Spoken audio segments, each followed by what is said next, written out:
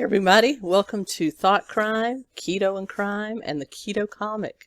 Today I'm coming to you from Crescent Beach, Florida, where I am performing in nearby St. Augustine at Jackie Knight's Gypsies Comedy Club tonight at 8:30. If you're watching this immediately when it's released, I'll be there tonight, Friday, January 10th. If you're watching this in the future, check out my website, tracybarkleycomedy.com and .net for all my tour listings if you want to see me live. But I know you're here for the true crime, and I'm going to give it to you. Today we're talking about a case that comes from my home state of Tennessee, out in West Tennessee, one that was about 8 years in the making, and it's still not fully solved, even though there has been a conviction. It's one that has caused a lot of controversy and media coverage. It's the case of Holly Bobo. Let's get into it. All right. Holly Lynn Bobo. She was born October 12, 1990 in Darden, Tennessee, which is in the western half of Tennessee. In the east, you have the city of Knoxville, the Great Smoky Mountains. Middle Tennessee, you have Nashville is the major city. And then in western Tennessee, you're getting close to Memphis and the Arkansas line. Darden is in that area. So just to give you a geographical location, it's not all the way to the Arkansas line, but it is in the western half of Tennessee. It's west of Nashville, where I live. I live a little bit west of Nashville, like 20 minutes, but Darden is way west of Nashville. She was born, as I said, in Darden, Tennessee. Her parents were Dana Bobo. He was a tree surgeon. Her mom was Karen Bobo, a second grade teacher. She had one brother, Clint Bobo, and her cousin was Whitney Duncan. Whitney Duncan is a fairly successful country music singer. She came in fifth on the 5th season of Nashville Star, which was a reality show much like American Idol and The Voice that ran on in the early 2000s on the country music television. So she was a winner of that and has gone on to a lot of moderate success. She was in the remake of the movie Footloose. She has gone on to some pretty good success, and she was a first cousin of Holly Bobo. In fact, Holly and her grew up singing together in church. They were great friends. They attended the same elementary school. And Whitney said that she would actually help Holly practice her solos for church, that Holly was as devoted to music and singing as Whitney, although she decided to go a different route than Whitney. And for those of you watching on video, here at the top right hand, you have Clint and Holly, you have Whitney, and you have her dad Dana, her mom Karen, and again, brother Clint. All accounts a very well-liked family, loving family. Parents are still married to this day. I know that's pretty unusual in our time. They lived in a house that the father, Dana, actually built in Darden, Tennessee, in an unincorporated area outside the main city limits of Darden. And Karen actually taught at the local elementary school. In fact, it would come out later, she actually taught a few of the suspects in this case when they were in elementary school. So this is a very small town. Darden's a very small town. It has a lot of unincorporated area around it, which also the kids attend that school. Everybody, it's a community. Very much a country, a lot of hunting, a lot of blue-collar work takes place there. It's just your typical southern country small town. Holly grew up in this environment. They were very much churchgoers. Religion was very important to them. She always knew she wanted to help people. So as a result, she enrolled in the LPN program at Tennessee Technology Center in Parsons, and was from there planning to go on, after she completed that, was planning to take her NCLEX, become certified as a LPN, and then move on to another college to complete her RN, because she wanted to help people. Her and her mom were very close. In fact, Karen Bobo said that often they would finish each other's sentences, and this was from Holly's youth on. So incredibly close, a very incredibly close knit family here, this makes this even more sad. Let's fast forward to date of the disappearance of Holly Bobo, April 13th, 2011. The timeline is as follows. Holly woke up to study for a nursing exam she had at the Tennessee Technology Center that day. She was sitting at the kitchen table when her mom and dad came down the stairs to go to work. They remember having a conversation with her, and her mom actually packed a lunch for Holly to take to school with her that day. And they left her sitting at the table when they left for work. Most people say before 7 a.m. At 7:30 a.m., and this is all taken from cell phone records, cell phone pings, text messages, 911 calls. So have been able to piece together this timeline. At 7:30 a.m., Holly answered a call from her steady boyfriend, Drew Scott. The two had recently become pledged. If you're familiar with what a promise ring is, it's kind of a ring where you give to somebody promising to ask them to marry you at a certain day. It's a Southern Baptist thing, but they were very serious. They were wanting to start their lives together. So she received a call from her boyfriend, Drew Scott,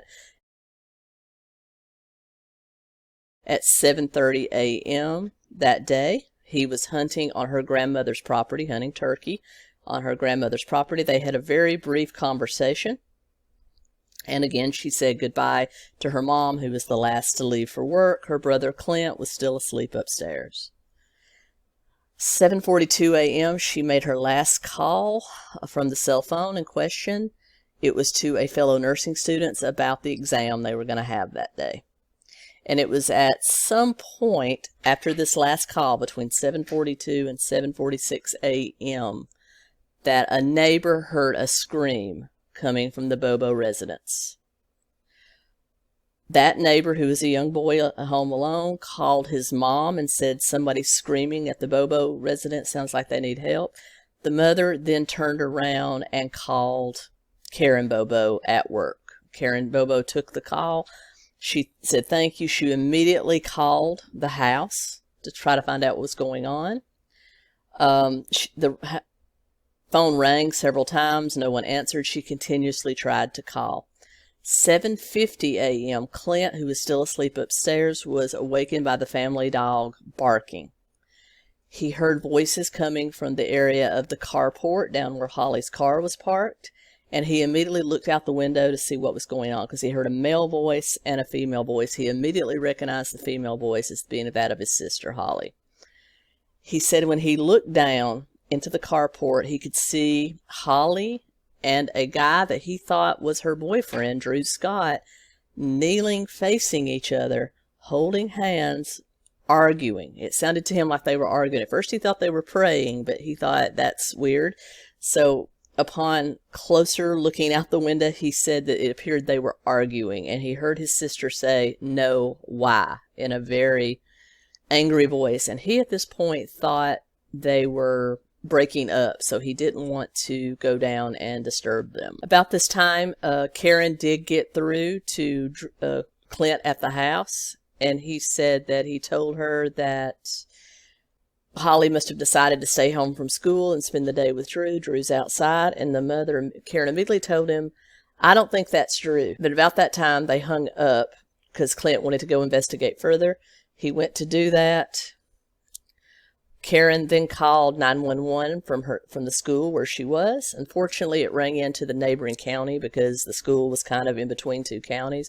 So she immediately told the principal she had to leave. She jumped in her car and headed back home. When she got into the right county, she called 911 saying that something was going on at her house. She also, by that time, had again heard from Clint, who said that now Holly and the man were walking towards the woods, and it looked like Holly was walking of her own volition, and he could see that the guy was too tall to be Drew, because when he first told his mom she's with Drew, Karen Bobo actually said, "Clint, that's not Drew." She said she had a terrible feeling that she knew that wasn't Drew because Drew was turkey hunting on the grandmother's property. She said, "Clint, that's not Drew. I need you to get a gun and shoot him." And Clint, who, like I said, he was groggy, had just woken up, said, "You want me to shoot Drew?" And she said, "Clint, that's not Drew. And about that time they hung up is when she got in the car and made the 911 call. Also got back in touch with Clint, who said now this Holly and this man are walking toward the woods. He's dressed in camouflage. I can see he's not Drew. He's way too tall and big to be Drew. And at that point, Karen lost it and told him to go get them. So Clint tried to call both Holly's cell phone and Drew's cell phone. No answer. Went straight to voicemail. He then grabbed his rifle and shot towards the woods to see if he could find them. But by that time, they were gone. About this time, Karen made it back to the house. Prior to his mom arriving home, Clint had gone out to investigate. He couldn't find them. He went back into the carport where he saw blood near Holly's car. So he knew at that point something was up. About 8:10 a.m., police started arriving at the Bobo residence. They started at this point tracing her cell phone. They noticed that the phone pings were steadily moving away from her home, heading north. And it continued to ping until it got to an area near Interstate 40, and then it disappeared. It's like it vanished. It went offline at that point. Then around 8:30 to 9, the cell phone suddenly pinged back on. That wasn't unusual because there's a lot of wooded areas around there, and the trees could have blocked the signal for a time, and it started moving back toward the Bobo's residence in a southward trajectory, and then eventually did ping dead and never came back on, not far from the Bobo residence. So all around the Bobo house, there was a lot of commotion, a lot of local police, sheriffs, TBI, which is Tennessee Bureau of Investigation, all converged on the Bobo house. Dana Bobo, Holly's father, is quoted as having said to one of the lead TBI investigators, "Look, if you think myself, my wife, or Clint had anything to do with this, please just tell me, question me, ask me whatever questions you want, but please go out and do something." Basically, he was sick of the police just kind of milling around his place, not really doing anything except walking around, going a little bit in the woods, coming back. It didn't seem that they were really doing anything. To Dana Bobo, it seemed there was a lot of chaos and confusion, and no one really knew what to do. They did question Clint, as he was literally the last person to see Holly alive. He described the man he saw with her as being between 5'10" and 6 feet tall, about 200 pounds, having dark, long, straight hair that touched his collar. He was wearing camouflage and hunting garb, which was not unusual in the era. And he said when the guy stood up, he realized at that point it was not Drew, because Drew was a little bit shorter. And he said that the man had a deep, husky voice. In the years, and I don't mean that ironically, years passed. We're talking up to September 2014, when the Bobos finally got closure. But in between April 13th, 2011, when Holly Bobo disappeared, to September 2014, there was an ongoing search, ongoing investigation. They suspected Clint. They finally cleared Clint. They finally cleared the father. They finally cleared the mother. There was a whole lot of questioning of a whole lot of people in town and the surrounding areas. There was a lot of searches of the woods. And during that time, they started to piece some things together. They started to find some possessions of Holly's scattered in the woods and scattered in the area. The first thing they found was the SIM card for her cell phone, not far from the Bobo house in the woods, which specifically lined up with the time frame and location where the SIM went dead. So somebody had opened her cell phone and taken out the SIM card, rendering it useless. Then they found the lunchbox that her mother had packed her lunch in that day. They found a receipt with her name on it where she had purchased something the day before, and her ID card from her school, and the actual cell phone without the SIM card. All that was found in the wooded area around the Bobo residence. Then, on September 14th, some men searching for ginseng in the woods, not far from the Bobo residence, just off of the I-40 overpass, found, we were talking a 20-mile radius around the Bobo residence, found what later to was later to identified to be as Holly Bobo's partial remains. The man that found it said that he saw a bucket that was turned upside down, very large. He did turn the bucket back right side up, but no one, including the police, has ever released what he found in that bucket. But just past the bucket, they found a skull, a shoulder blade, and some ribs. And the skull had a bullet wound to the back of the head, which exited through her left cheek. So and they also found some teeth, which they were able to do dental records and found out that it was indeed Holly Bobo, and that the cause of death was gunshot to the back of the head. Now, the thing that was so unusual about this case was the number of suspects. We're talking about 6 to 8 people that were questioned in relation to this case, but only 3 of them were ever indicted. 2 were convicted, and we're going to talk about that. But basically, there was a lot of he said, she said. There wasn't a whole lot of DNA evidence to go on anywhere because it took them so long to find the remains. So really, they were just going on speculation, what eyewitnesses may or may not have seen. One of the first people they looked at was Holly's brother, Clint. And yes, Clint may have been guilty of not going to his sister's aid as soon as he should. And I've heard a lot of people that have done this case in the true crime genre actually harp on Clint, saying he failed as a brother in every aspect. Well, sure, maybe he failed to actually go into the carport to see what was going on, but as I said, he had just woken up. I know when I just wake up, I'm not exactly in my full wits, and if I looked down and saw my sibling with somebody I thought was their significant other arguing, I wouldn't want to get involved. I would just be like, and walk away. I might listen because I think that's a tendency of people to be nosy, but I'm not going to go down there and get in their business, especially since I think that she knows him. Now, after my mom called and told me she doesn't think that's true, go shoot him, of course, then I'm going to get suspicious and may go down to investigate. So maybe from that point on, he was guilty of not grabbing a gun and investigating prior, but I don't think he had anything to do with his sister's abduction or murder. I think he was just asleep and it just happened in a very bad way.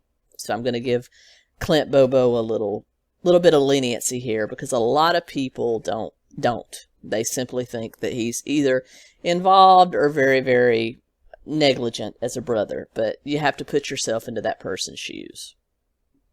But one person that I think should have been investigated a lot more than he was Terry Britt.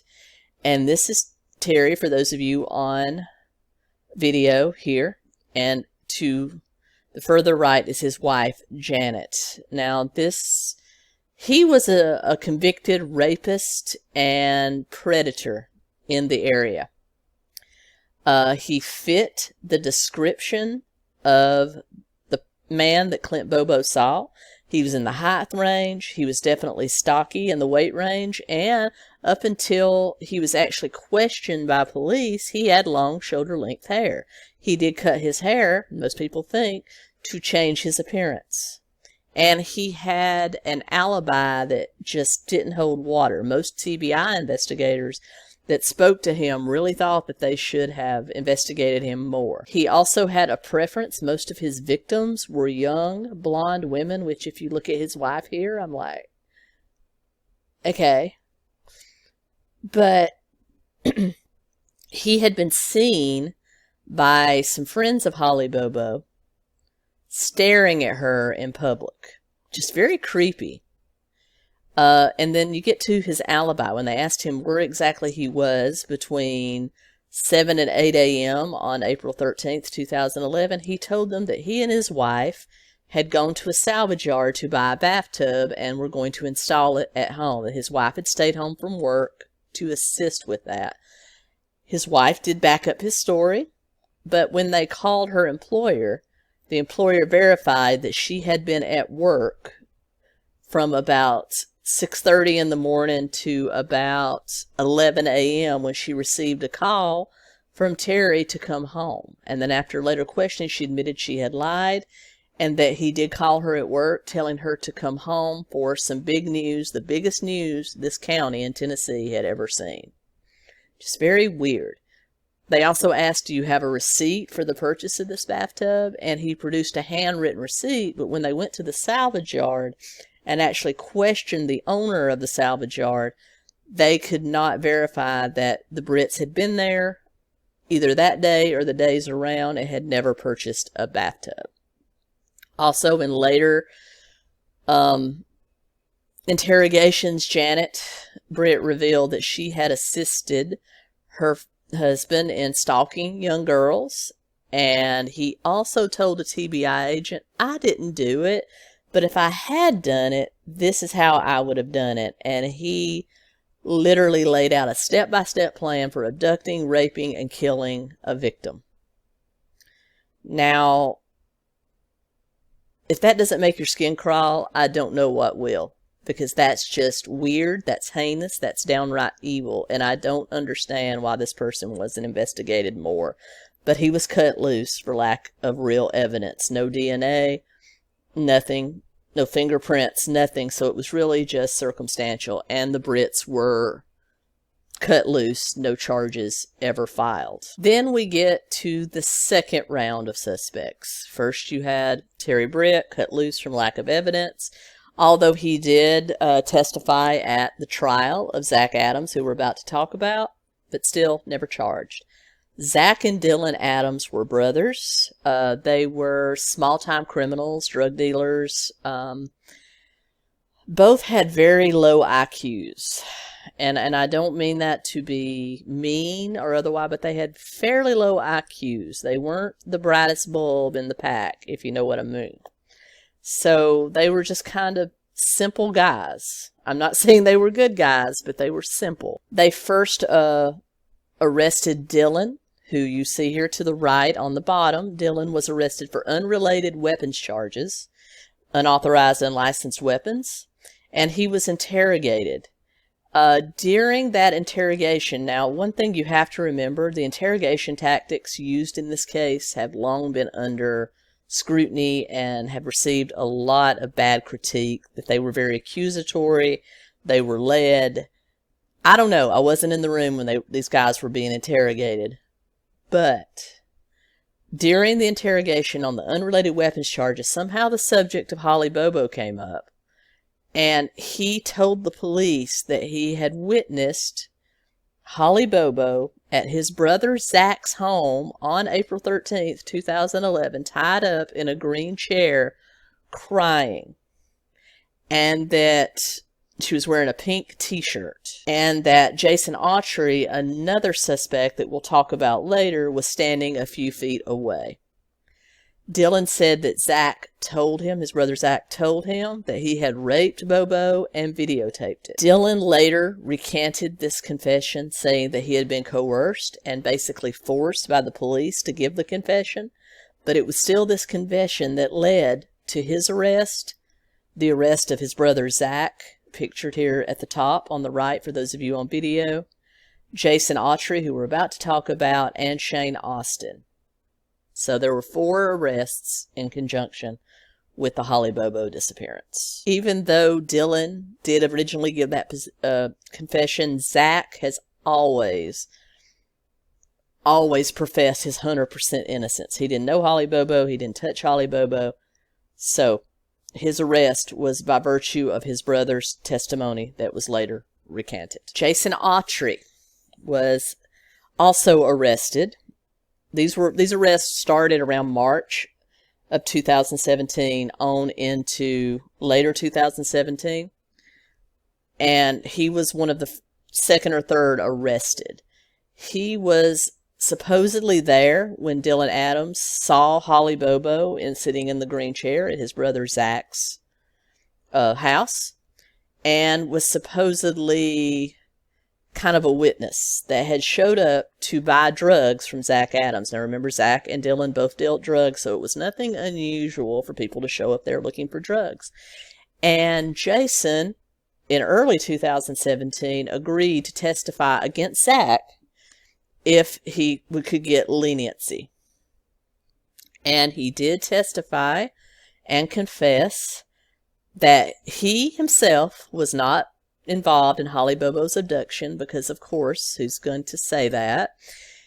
But he did go to the Adams to buy drugs.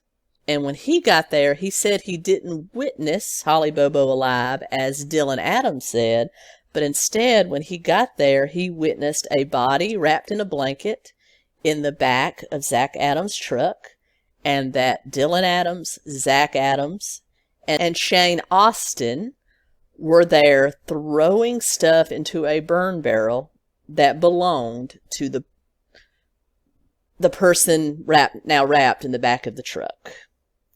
He also told what has become to be known as the bridge story, which we will cover in the trial portion of this video, that led to what the police established as the timeline of Holly's murder. And finally, you had Shayne Austin, who was named in both the stories by Dylan Adams and Autry. He was a friend of Zach Adams, also kind of a low IQ kind of person. He was very asocial. Think of an incel or a neckbeard. Lack of a better term, that would probably fit Shayne Austin before that term became relevant. He was initially offered immunity to testify against everyone else, but then withdrew that. And basically, he said that throughout the next few years, he said that he felt threatened by the police, that they were pressuring him to give a confession or they would charge him. And eventually, he was found dead from a suicide, February 2015, when he had been arrested by Henderson County, Tennessee sheriffs on unrelated theft charges. So he killed himself, and his lawyer and his family have continued to this day. It was because of the bullying and the pressure put on him by law enforcement. Now, that's where we're going to leave off for part 1. This is a very long, drawn-out case. When we come back in part 2 on Sunday, I will be recounting the entire trial and what happened afterwards. So stay tuned. I'll be back with you soon. Thank you so much. Like, comment, share, subscribe. Give me a like. Give me a comment. Let me know what you think, your opinions, and I'll be back with you soon. Thank you so much. Keto Comic. Out.